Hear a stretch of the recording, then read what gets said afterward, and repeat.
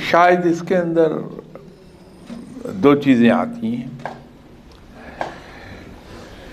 فقیر آدمی صاحب علم ہوتا ہے، ساتھ ساتھ صاحب عمل بھی ہوتا ہے.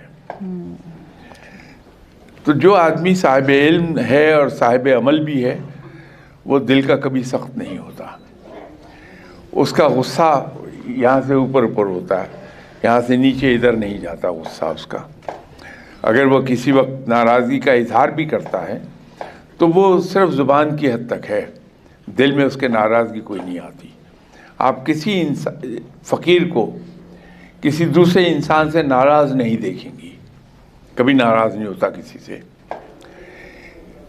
لیکن اگر صاحب علم تو ہو گیا، وہ صاحب عمل نہیں ہوتا تو وہاں آپ کو وہ سختی دکھائی دیتی ہے.